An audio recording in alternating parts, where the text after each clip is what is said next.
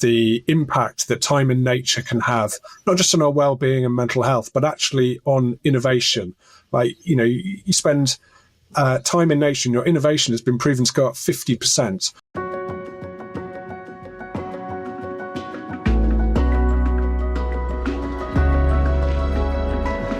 Welcome back to The Responsible Edge, the podcast exploring how to balance profit with purpose in an increasingly complex world. I'm Charlie Martin, your host and founder of TrueMark. And our article this week is titled Burnt Out Leaders Considering Abandoning Roles as Stress Levels Soar, which reports that 40% of stressed leaders are considering stepping down, exposing a growing leadership crisis at the very moment when organizations need resilient, credible leadership the most. And I'm absolutely delighted to say I've got a real expert joining me this morning to unpack all of this in Adrian Ferraro, founder of the Bioasis, enabling business owners and C-suite executives to find time and space to think through immersive nature-based retreats. Adrian, it's absolutely brilliant to have you on the show this morning. Thank you so much for giving up some of your time. Thanks, Charlie. Thanks for having me. It's nice to see you again. It is indeed. Now, we've had the joy of meeting in person before we've done this recording, which is not the norm for some of the guests that we have on the show. So I'm looking forward to this. But I very briefly, Adrian, introduced the Bioasis there and what you guys do. For those that are immediately scampering over to LinkedIn and to search and find out what you guys are all about, would you mind just sort of saving them the trip and just giving us a bit more meat on the bone? Sure. Yeah. So I come from a background of sort of 20 plus years in adventure travel and expeditions, overseas expeditions. And the Bioasis was our pandemic pivot. Essentially, we looked at what would it look like if we took an overseas adventure tourism trip, an expedition, and tried to deliver it in the UK to be low cost and low carbon, and obviously much more accessible. I actually sold out for my travel company about 18 months ago now, and to focus solely on the Bioasis.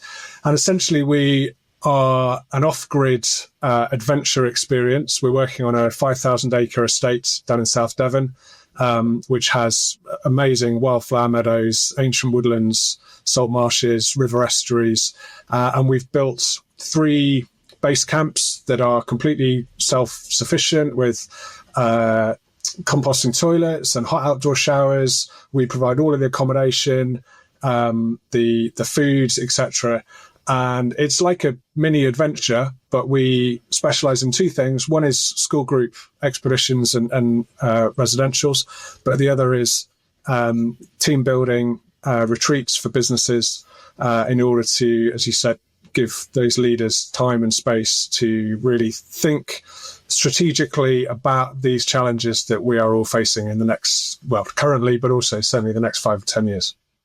It's so cool, Adrian. I mentioned this to you before, but for our listeners and viewers, regular listeners and viewers, they'll know that we had a show, and this would have been a long yonks ago, where one of our guests came on and suggested their magic wand suggestion was that they would like to see a scenario, and obviously it's a magic wand, so you can prescribe the most ridiculous things, but where basically all of the world's most influential CEOs of the largest companies were required. It was a mandatory requirement that they went and spent a couple of weeks each summer as a sort of a recess together in nature, and that the whole idea was to immerse themselves in nature and in the environment so that they then went back to their roles with a greater understanding and appreciation of the significance of what they were doing in relation to the environment and how that could ultimately change corporate behavior.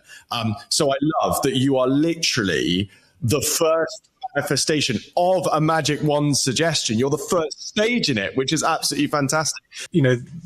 My sort of background and history is very much working with school groups and taking on some pretty adventurous things from 6,000 meter mountains in the Himalayas to Ghana and Kenya and Costa Rica and places. And so the Bioasis in its original form was looked at as a school residential program. But with concern over climate change and biodiversity loss and the maelstrom that we're currently going through, I'm not moving away from the school side of things, but it's going to take 10, 15, 20 years before a school a young student comes to us and we can change their thinking. We can, get them thinking about climate change and biodiversity and ecology and rural economics and all that kind of great stuff. But it's going to be 10 or 15 years before they get into the workplace to really affect change. And I don't think we have 10 or 15 years. We have 5 years. And so to affect change more quickly and have a greater ripple effect of the work that we're doing, if we can work with businesses now, a business can come in, C-suite, group on a retreat with us on a Wednesday, Thursday, Friday. They can go back to the office on the Monday and they can go, right, we need to change things here, here, and here. They've taken that complete break away from their office and to get that different perspective, and they can see things clearer, and so they can start affecting change more quickly. In terms of those corporate groups that you work with, like how much of the program of when they experience the space, how much of that is prescribed by you guys versus how much of it is you just providing the condition, the context for them as a C-suite to essentially work things out themselves? Like, how does it work from a program perspective?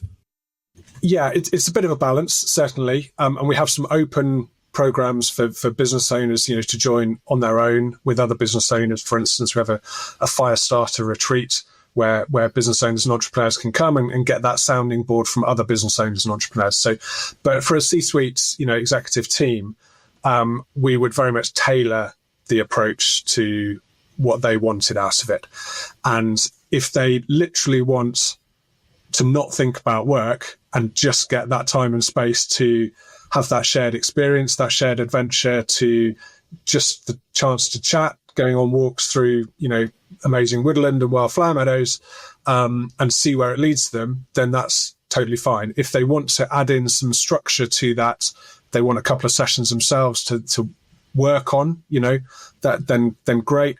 We can facilitate a whole range of different things, from conservation work and that makes them think about decisions that they make now, which will affect the planet 50 years down the line or 100 years down the line, and how they can use biomimicry in their supply chain to reduce their carbon impact and etc. So we touch on, or have the potential to touch on, lots of different elements, from individual resilience and personal development, team resilience and personal development as well, and communication through undertaking and overcoming sort of team building challenges.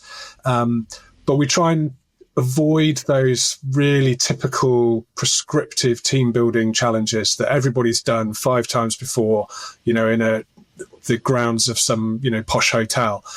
Our team building is much more about the shared experience of spending 2 or 3 days in an amazing location whilst being looked after by our wild guides and, our cooks and our chefs, etc.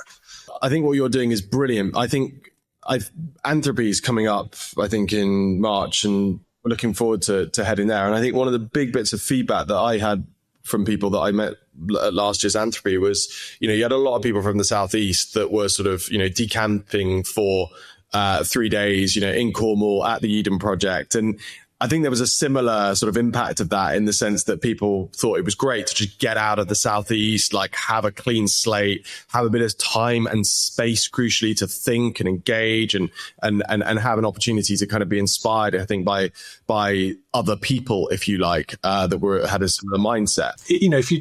We'll come on to the article in a minute, but if you look at the challenges facing senior leadership teams, they are, mounting up and properly stressful.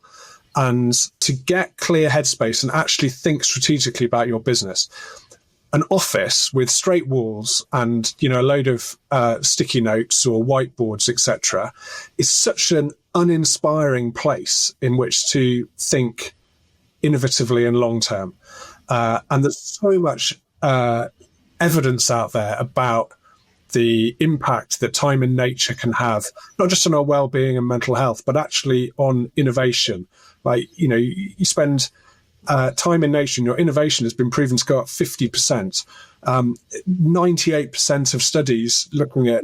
Sorry, Adrian, I've got to jump in with that. Well, sorry, I've got to ask on that. How on earth do you judge or do you score a 50% increase in innovation as a result of spending time in nature? Like how on earth do you determine that figure? I think it's due to they look at ability to problem solve, basically, and come up with innovative solutions to a problem, and the study, their ability to do that. It's not just one study. There are quite a few out there. We actually wrote a white paper on this recently, looking at all sorts of different studies around the different ways nature can affect business thinking. So innovation, mental health, physical health. So like forest bathing has been proven to reduce your blood pressure. Time in blue and green spaces has been proven to reduce stress hormones just by spending 20 minutes in a green space, and exercise as well. So we're combining exercise, nature, green space. So exercise as well has been proven. Just going walking has been proven to increase your innovation and ideation over sitting still in an office. So if you look at the environment that so many leaders and business people and business teams are in on a daily basis, which is sitting in front of a screen, surrounded by four straight walls, an uninspiring, environment, and you compare their ability to tackle challenges, problems, innovation in that environment compared with the outdoors, it's a complete no-brainer. Well, I'm sold, Adrian. I'm absolutely sold. Well done, you. That was perfect. I'm sure lots of listeners are tuning in and thinking this all just makes a lot of sense. Let's move forward now. You've titillated the article there, so let's move forward to the article if we may. Would you start by maybe just providing a bit of a summary and introduction to the piece? Yeah, sure. So this article, I think you mentioned the title at the beginning, Burnt Out Leaders Considering Abandoning Roles as Stress Levels Soar. This was in Fair Play Talks. And in a nutshell, it looks at that leadership is essentially becoming increasingly unattractive. And they looked at 50 countries, 24 different sectors, and leadership is increasing in stress. And an increasing number of people are looking to step down, mainly actually to look after their own well-being.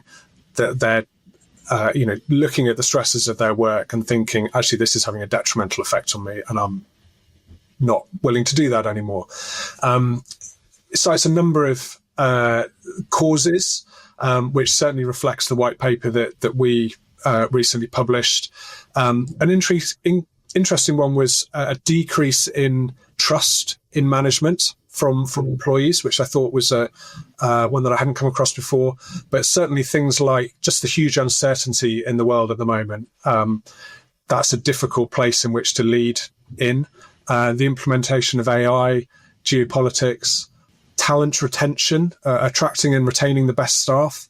In the article cites 50% of CEOs say talent attraction and retention of like the next top talent is a top priority for them in the next 5 years.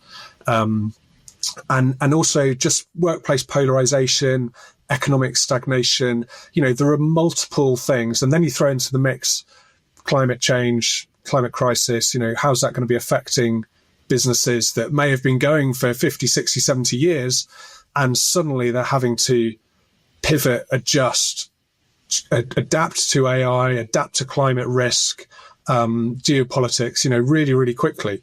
And that's a big challenge for leadership, because there aren't any easy answers. And we have, senior leaders have data coming out of their ears, but actually good leadership, I think, in these sorts of scenarios is not about having more data. It's about the ability to make better decisions when you don't have all the data. And in order to do that, you have to have perspective and time and space to think. My first question is like a really simple one. Are we becoming weaker as leaders? No, I don't think we are. I definitely think leadership is changing, or needs to change. The article suggests, some solutions for sort of, the need for self-reflection, open dialogue, continuous, learning. And I think the nuance of leadership is changing. That idea of leaders before knowing it all and deciding where they're going as a company, that sort of classic corporate leadership from years gone by, I think has to change in this environment. And so, I don't think leaders are becoming weaker. I think it's more about leading with more humanity and integrity and being grounded in order to make more credible decisions. Because as a leader, your team are looking to you. They want to be led by you and your team, leadership team, and they're looking for people to show some humility and so show some bold vulnerability and recognize that maybe they haven't got all the answers, but actually we're going to do our best to pull the team through this. Well, let me, Adrian, let me play my devil's advocate card, because I think it's always important to do that on this show. But the world is what it is right now. Yes, you described perfectly, like all of the different influences, but have we not had other stages of looking over the last 100 years where circumstances have been particularly difficult for leaders and particularly volatile in terms of the way that our leaders approach this? Are we living in a much different time whereby leaders are having essentially a more difficult set of circumstances to deal with? Or are we just kidding ourselves that actually this time is no more challenging and difficult than others? It's just that we've become much more sensitive to our own experiences of our well-being and our mental health, and perhaps we're just not as resilient as leaders than we once were. Again, just playing devil's advocate, but could you not throw that comment back? Yeah, so I hear what you're saying. I think in some ways, yes, you could say that, but actually you also need to think, is that old school version of leadership, of making bold decisions, not allowing any kind of emotion to come into it, and being sort of that I hate to say his name, but old Donald across the water, that sort of machoism, strong male, leadership type role model. I hate to use the word role model in relation to Donald Trump, but that is one form of leadership. And it's been around for a long time, and I get that. Is that the right kind of leadership that we need to take us through a difficult stage in global politics and humanity and climate change, etc.? My gut feel says, actually, you always get more out of a team and by being a good person, treating people with humanity and bringing them with you in a shared vision rather than enforcing a particular way.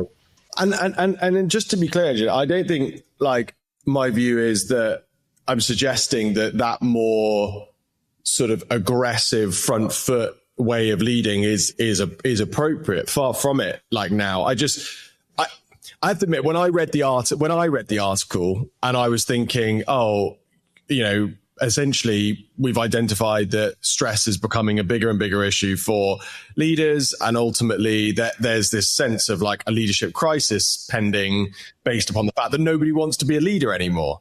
And I have to admit, I don't know if I'm bringing my own personal view kind of too much into this, but yeah, to me, there's a sense of softness that goes around at the moment in our kind of cultural discourse and our societal norms, certainly in the West, whereby we are just, it's not about being a difficult person. It's not about being an aggressive person. It's not about being an aggressive leader, but that sense of resilience and strength under pressure.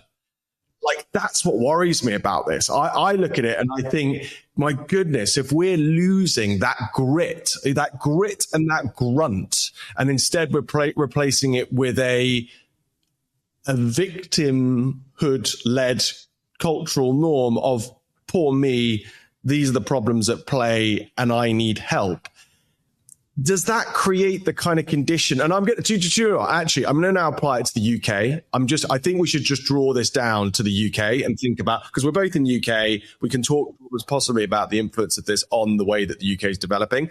Like the UK, fundamentally, when we think about economically and from a prosperity perspective, is pretty close to being on its knees from a growth point of view. There are so many metrics around the way that the UK is operating at the moment that are really concerning.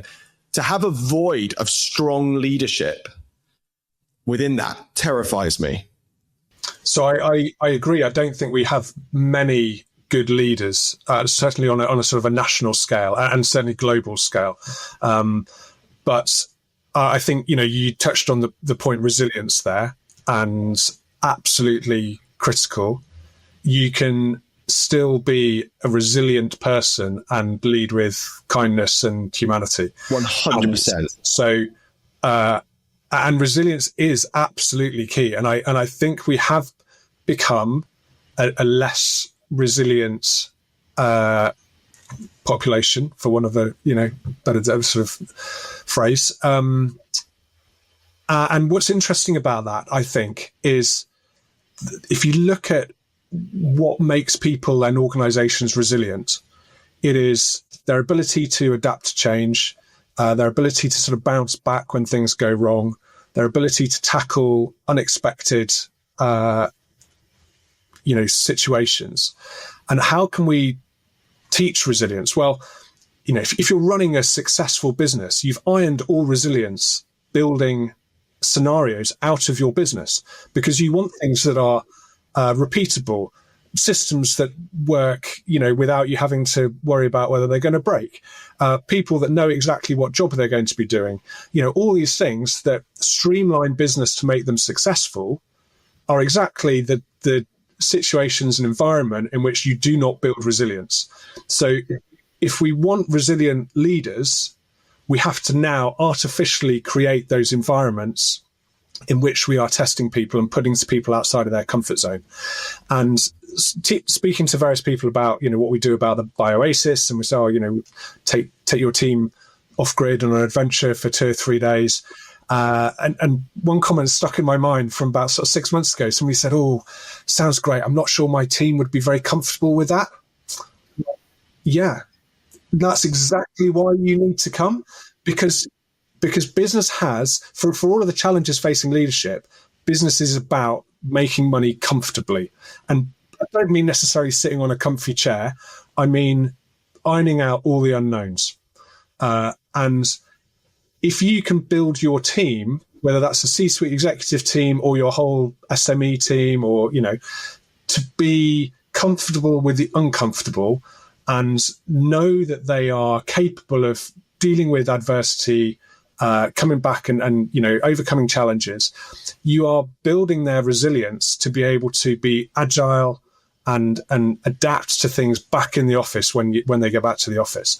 So I totally agree in that, there is a resilience issue, and it starts way back in school days, by the way. Schools are not prioritizing outdoor education. They are focusing on maths, English, science and all the rest of it. And we're not building resilience in young people. And that then manifests all the way through into adulthood and the workplace as well. I think your point about discomfort is super important. Like, I completely agree. In fact, I'm not going to overstate it, but I've done my fair bit of like sea swimming throughout the winter before.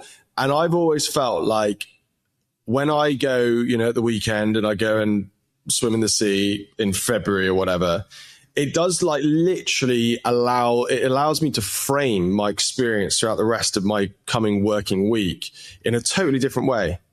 Because it kind of is like, well, if I can manage 8-degree water for 15 minutes and I can deal with that and struggle and get through that discomfort, there really is nothing that is going to be as uncomfortable as that I'm about to engage with in my working week. And I know, that's applied at a very local level, but it's worked for me. Like I've walked through fires doing what I've done. And I think that's really helpful. And I think you're absolutely right. Like the lack of kind of the degree of comfort, if you like, that we have collectively is a big problem when it comes to leadership. And it's not something that you can just develop overnight. You can't suddenly become resilient.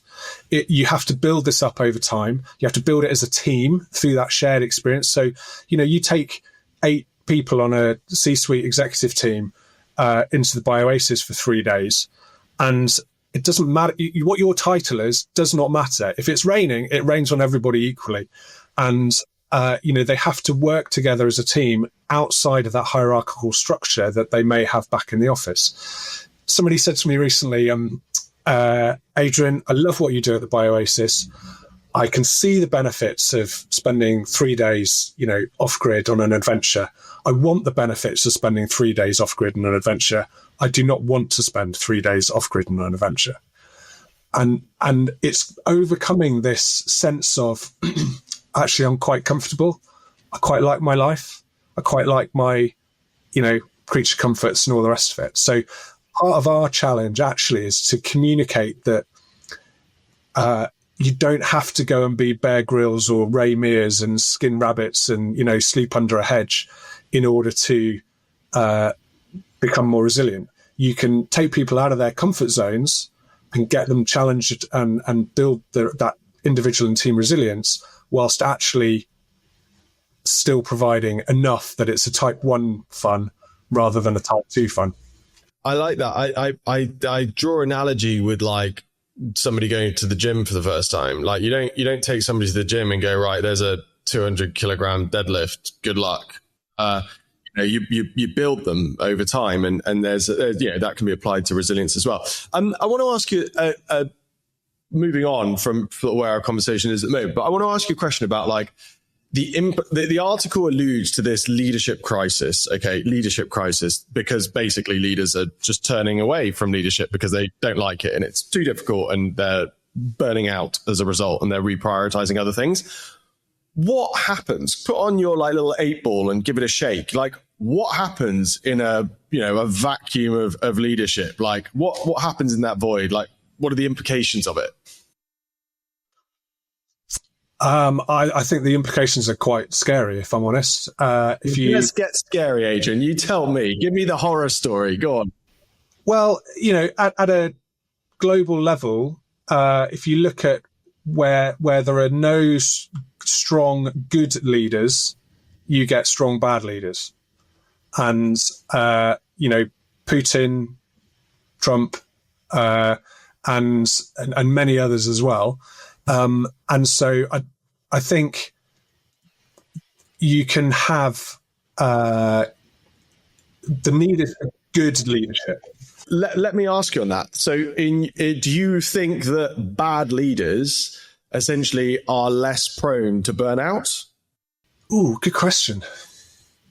I don't know. I was actually going to say a moment ago that the talk about resilience and leadership, yes, we need more resilience in our teams and in individuals and communities and businesses. But I think just being a resilient person does not make you immune to burnout, does not make you immune to stress. In anything, I think perhaps you are willing to take on more because you're, maybe quite capable and you're quite high achieving. And there is this relentless push to get more out of our organizations and our teams.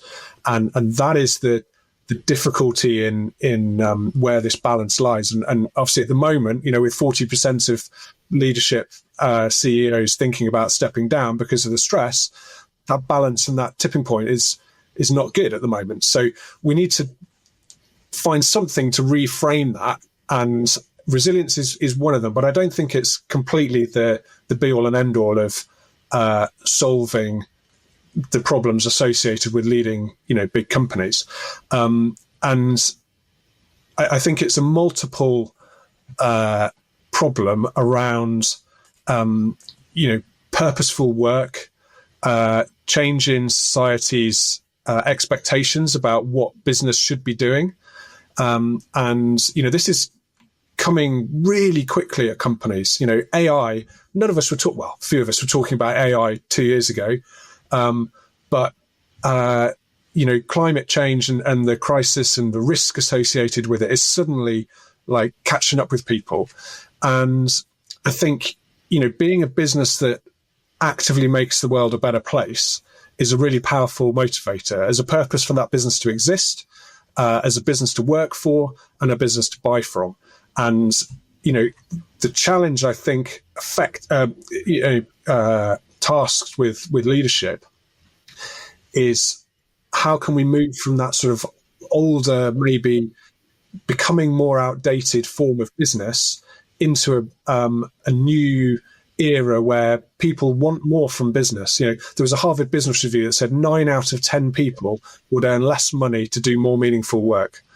And if we're going back to talent acquisition and talent retention, if you're leading a company that is actively seen to be trying to make the world a better place, you are more likely to attract better people. You're more likely to retain them. And if you're a leader that is embracing that and showing that path and creating that path for people, then ultimately you're going to be more profitable because you're going to be more resilient because your team are better. I would love to know, looking into the stats of this article, how many of those 40% of leaders that are burning out and wanting to step down, how many of them feel like they're working in a purposeful setting or a purpose-driven setting? That would be fascinating to see that play out. Adrian, I know it's been a whistle-stop tour, but I'm now going to hand you the magic wand and see what you can conjure up with this. So if I was to hand you a magic wand and you could change one thing about the commercial world this instant, what would that one thing be? I would give them like a little portal or a little glass ball to see the link between time spent in nature and better business, and how they can get over, like, sort of wave a magic wand and get people over that feeling of being counterintuitive. It feels like, oh, I'm stepping out of the office and therefore I'm not working. Whereas actually, if you could flip that around and say, I'm going out of the office to work better, and to get that perspective and that time and strategic view on my business, then yeah, I think that would be the magic wand. Because ultimately, we're all better humans when we spend time outside. Whether that's we treat people better, we are more calm and relaxed. We're more sparky in our innovation. We're healthier, and we make better decisions. So yeah. When you think about like organizations that, spending however much money they are on their networking programs or their, evening seminar programs or whatever, like it just takes a bit of creative thinking to go, we're investing so much money in putting on these kind of status quo events for our teams and our staff, etc. We can think just a little bit more creatively and think about the implications of doing something a bit different, then, that nature point really comes into sharp focus. Adrian, thank you so much for joining me this morning. That was a whistle-stop tour, as I say, but really, really interesting. Thank you for coming on. Pleasure. Thanks for having me. Nice to chat, Charlie. And that's all for today's episode of The Responsible Age. A big, big thank you to Adrian Ferraro for joining me on today's show. As a reminder, this episode was brought to you by TrueMark, the mark of trusted communications. Visit truemark.com to learn more. I'm Charlie Martin. Thanks for listening. And don't forget to subscribe, share, and leave us a review. See you next time.